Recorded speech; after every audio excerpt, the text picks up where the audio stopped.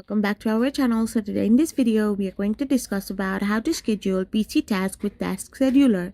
So without wasting much of our time, let's get straight into the video.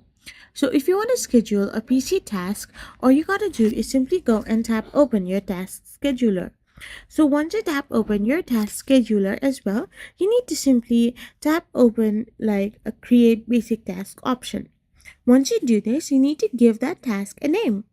Once you have named it as well, you can set a trigger like daily, weekly, or one time.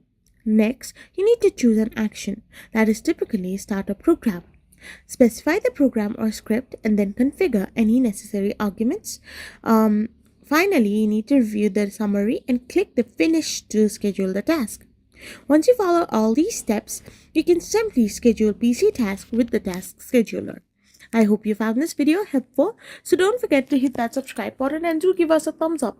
We will be back again with more informative videos. Thank you for watching and stay tuned for our next video.